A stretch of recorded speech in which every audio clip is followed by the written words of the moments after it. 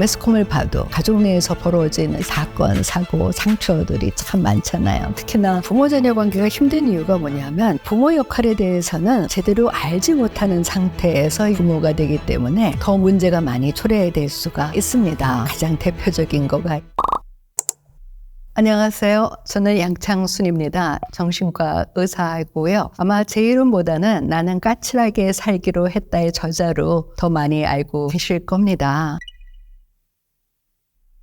많은 내담자들이 인간관계를 힘들어 하시는데 특히 그중에서도 이 가족관계를 힘들어 하시는 분들이 참 많아요. 근데 가족은 많이 힘들지만 그러면서도 굉장히 중요한 관계인 거가 가족은 내가 태어나서 처음 접하는 사회 환경이에요. 그리고 가족은 내가 태어나서 처음 만나는 사람들이죠. 그래서 제가 쭉 상담을 해보면 결국은 우리가 성장하면서 경험하는 인간관계, 특히 사회에 나와서 경험하는 인간관계는 가족관계의 반복인 경우가 참 많아요. 예를 들어서 자기 아버지와의 관계가 굉장히 불편했다. 아버지가 굉장히 엄격하셔서 그러면은 대개 조직이나 기업에서 일을 하면서 자기 상사와의 관계를 불편해하는 분들이 참 많습니다. 두 번째는 우리가 살아가면서 제일 중요한 거가 나에 대한 믿음, 그다음에 상대에 대한 믿음, 그다음에 내가 살아가는 이 세상과 사회에 대한 믿음, 신뢰를 배우는 것인데 그것이 가족이나 가정에서 이루어지는 거예요. 그리고 우리가 살아가면서 참 여러 가지 어려운 일들을 경험을 하는데 그때 우리를 치유하는 거가 뭡니까? 참 수고했어. 넌 참 괜찮은 사람이야. 애썼어. 이런 격려잖아요. 근데 이런 인정과 사랑과 격려를 누가 해줄 때 제일 좋으냐?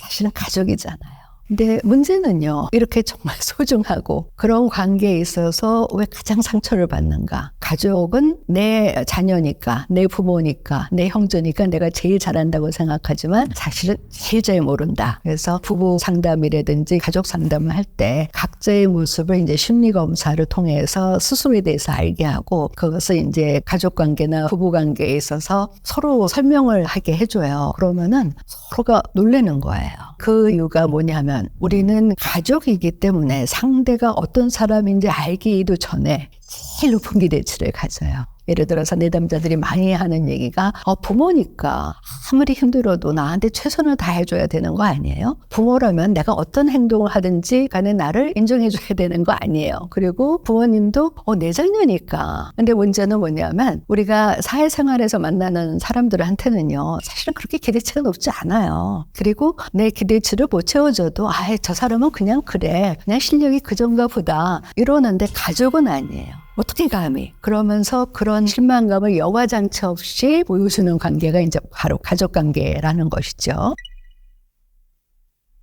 우리가 사회에 나가거나 취직을 하거나 그러면 내가 조직원으로서 어떻게 행동해야 되겠다. 그것에 대해서 우리가 오리엔테이션도 받고 공부도 하고 어느 정도 준비를 한 상태잖아요. 근데 부모 역할에 대해서는 우리가 어떤 역할을 해야 되는지 제대로 알지 못하는 상태에서 부모가 되기 때문에 더 문제가 많이 초래될 수가 있습니다. 가장 대표적인 거가 지배형이에요. 악법도 법이다. 그래서 무조건 내 말을 따라라. 그런 분들이죠. 또 어떤 분들은 직접적으로 지배하려고 하시지는 않지만 우리가 이제 간접적 지배형이라 그러는데 내가 너를 사랑하니까 내가 너한테 이렇게 돈을 주니까 내가 너를 키워주니까 너 이렇게 해야 되지 않니? 그러는 부모님들이 계세요. 그래서 어떤 부모님들은 나도 이렇게 나가서 고생을 하니까 너 오늘 내가 퇴근하고 올 때까지 이거를 공부를 해 하고 퇴근하고 나서 공부를 안 하거나 숙제를 안 했으면 이제 문제가 되는 거죠. 두 번째는 너무 애착 관계가 좋아요. 그래서 오로지 삶이 자녀인 분들, 그러니까 이런 경우에는 과잉보인 거죠. 그래서 지난번에 어떤 분이 그런 얘기를 하시더라고요. 아이가 고등학생인데 학교에 가서 전화를 했다는 거예요. 지금 비가 오는데 왜 우산 안 챙겨줬냐. 그러니까 자기가 그 얘기 그냥 헐려벌떡 갔다는 거예요. 그래서 제가 너무 놀란 게 아니 고등학생이면 비 오면은 편의점에 가서 우산을 살 수도 있고 근데 이분이 하신 얘기가 내가 부모니까 그거 다 채워줘야 된다는 것이죠. 근데 너무 이렇게 과잉보호를 하시거나 내 삶의 모든 목표가 이제 자녀가 잘 되는 것으로 이제 애쓰시는 분이 있는가 하면은 반대로 부모로서의 역할을 굉장히 힘들어 하시는 분들이 계세요. 그냥 아이를 좀 방치하는 그런 분들도 계시고 형제가 있을 때 형제끼리의 경쟁을 유도하시는 분이 있으세요. 우리가 흔히 형인데 너 동생보다 잘해야 되지 않니? 너 동생인데 형보다 더 잘해야 되지 않니? 이런 분들도 계시고 부모님이 지나친 완벽주의자가 있어서 부모님 스스로도 나는 절대로 실수해서 집에서도 안 되고 밖에 나가서도 어떤 사람들한테 조금이라도 싫은 소리 들어서는 안 된다고 생각하시는 분들이 아이들한테 맨날 야단치세요. 너 밖에 나가서 그렇게 밥 먹다가 흘려서 남들이 너한테 뭐라 그러면 너 어떻게 할 거니? 너 부모 망신이야. 제대로 해. 그러면 이런 아이들은 밖에 나가는 것이 너무 두려운 거죠. 또 하나는 부모도 자녀에 대해서 기대치가 있지만 자녀들도 사실은 부모님에 대한 기대치가 굉장히 큽니다. 상담해보면 우리 부모는 돈도 잘 벌어와줘야 되고 그러면서 너그러 와줘야 되고 주말이면 나랑 놀러 가야 되고 아무리 내가 무슨 일해도 화내서는 안 되고. 근데 그런 부모님이 어디다 계세요? 게다가 부모 자녀 관계가 힘든 이유가 뭐냐면 아이들을 키워보시면은요. 아이들이 이제 조금만 자기가 걷고 서고 달리고 이래보세요. 무조건 내가 하겠다 그러잖아요. 그거 가지고 싸우는 거잖아요. 그러니까 부모님이 보시기에는 위험한데 아이는 만지려고 그래. 그러니까 아이가 하고 싶은 거와 아이의 자유의지와 부모님의 통제가 갈등을 일으키는 거거든요. 또 하나는 부모님 중에서도 사회생활을 제대로 못하시는 분들이 있고 한쪽 배우자한테 의존적인 경우가 있는데 자녀들 중에서 부모님을 더 지배하려는 사람도 있어요. 그러면 부모님으로서는 당연히 자녀들한테 배신감을 느낄 수밖에 없는 거죠. 근데 사람들은요, 그 사랑과 미움이라든지 어떤 양가감정, 죄책감을 느끼면은 그 상대를 안 보고 싶어요. 그러니까 대부분의 자녀들이 와서 하는 얘기가 뭐냐면 내가 집에 혼자 있거나 이제 부모님 뵈러 가야지 그렇게 생각할 때는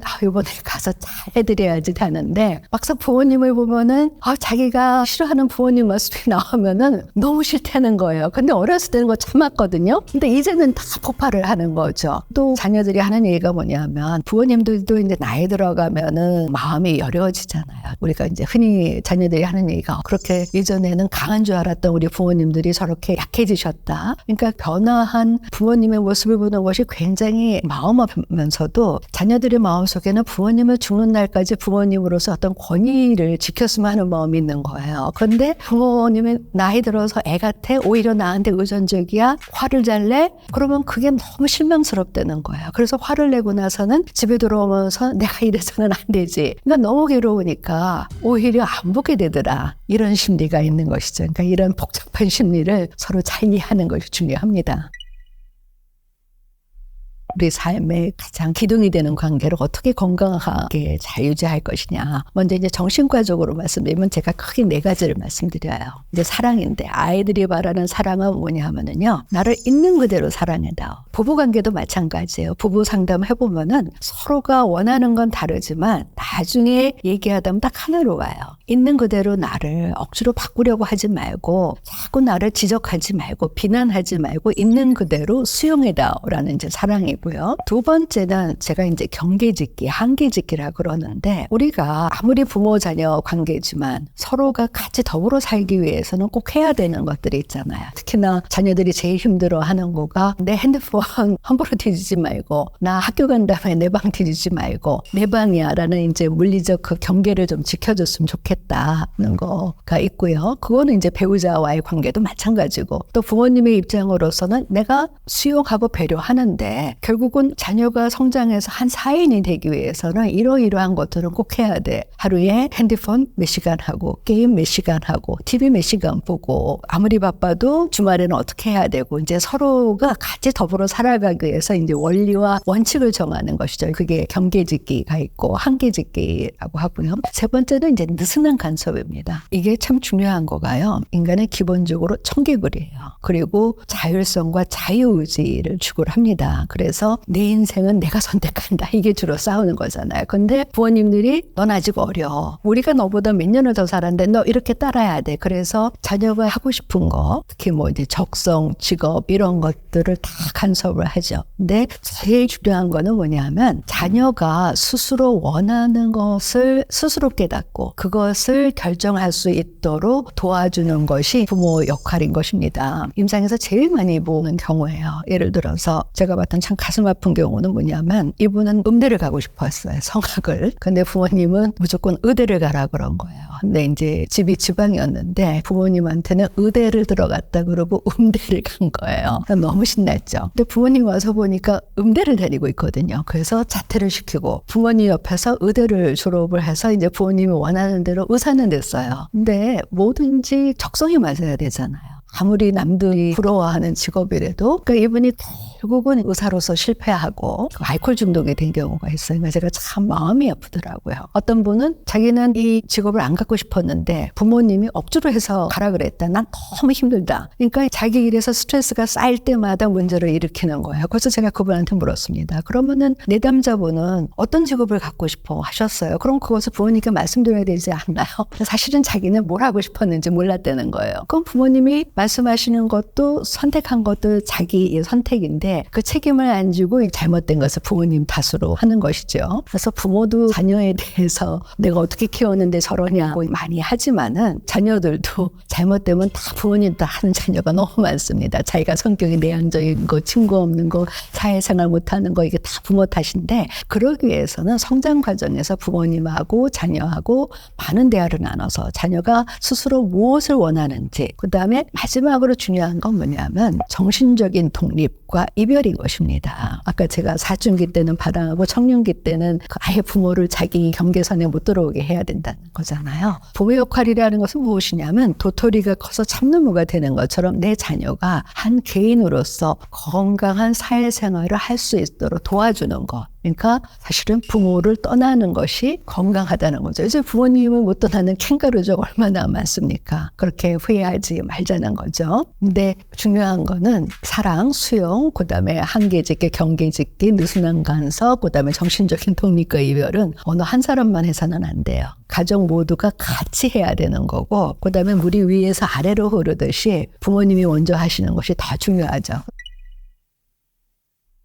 그러다가 30대 중반의 여성이 절 찾아왔어요. 이분이 절 찾아오신 이유는 너무너무 불안해서 자기가 죽을 것 같으니까 이 불안감을 없애줄 약을 처방해달라는 거예요. 근데 쭉 상담을 하면서 왜 불안한지를 알아야 되잖아요. 사실은 자기가 우리나라에서 굉장히 유명한 역술가를 찾아갔는데 그 역술가가 이 여성한테 2년 후에 죽는다고 그랬다는 거예요. 근데 인간의 감정 중에서 한 번 생기면 이 없어지기 어려운 게 바로 죽음에 대한 두려움이거든요. 그러니 그 두려움이 너무 크니까 웬만한 항불안제 가지고서는 이게 듣지도 않고 그렇다고 그게 무슨 근거가 있겠어요? 하도 제 얘기가 이분한테 설득이 안 되더라고요. 근데 그 다음에 그런 분들이 너무 많이 오시는 거예요. 점을 보고 와서 어떤 이제 긍정적인 얘기를 들으면 좋은데 어떤 부정적인 얘기를 들으면은 그것 때문에 막 불안하고 우울하고 그래서 일상생활을 못 하겠다. 그래서 제가 그분들이 어떤 근거로 그런 얘기를 하는지를 제가 알아야지만 내담자들한테 제가 제대로 조언을 해줄 수 있겠더라고요. 그래서 제가 명리학을 공부를 했습니다. 그랬더니 금년에 교통사고가 난다.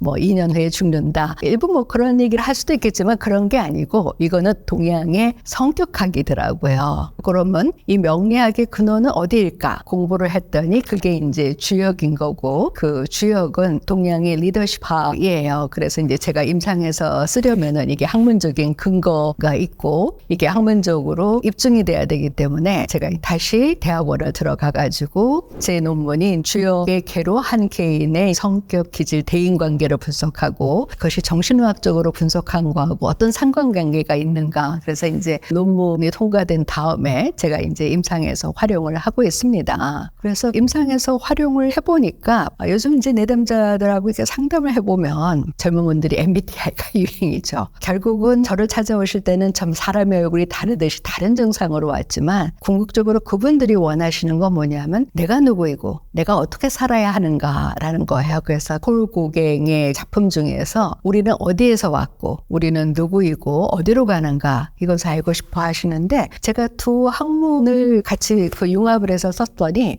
그거에 대해서 이제 더 잘 받아들이실 수가 있게 되는 거죠. 왜냐하면 정신의학하고 심리학은 어떻게 해서 나를 알고 내가 어떤 방향으로 나아가는가를 스스로 결정하는가 하면은 그 정신의학은 이제 두 가지 과정으로 이루어져요. 첫째는 이제 내가 생각하는 나, 그것이 이제 상담인 거죠. 그리고 내가 생각하는 나로 나를 알기에는 시간이 많이 걸리기 때문에 우리가 이제 정신과적으로 심리검사를 합니다. 그러면은 내가 생각하는 나와 심리검사를 통해서 아는 나 두 결과를 같이 보면은 현재 이 시점의 나의 모습, 나의 성격, 기질, 심리, 인간관계를 아주 디테일하게 명료하게 알 수가 있어요. 그래서 이제 정신의학으로 나를 나를 아는 나의 장점은 현재의 모습 아주 디테일하게 명료하게 알 수가 있는데 근본적인 모습을 알 수 없다는 단점이 있고, 그다음에 명리학은 원래 근본적인 모습은 알지만 현재의 모습을 아주 명료하게 알 수는 없습니다. 그래서 저는 뭐라고 이제 내담자들한테 설명을 하냐면은 정신의학으로 나를 아는 것은, 우리가 이제 집을 지으면은 집에 설계도면이 중요하잖아요. 설계도면을 보는 것과 같고, 명리학으로 나를 아는 것은 내 집의 입체도면을 보는 것과 같다. 그렇게 이제 말씀을 드리면은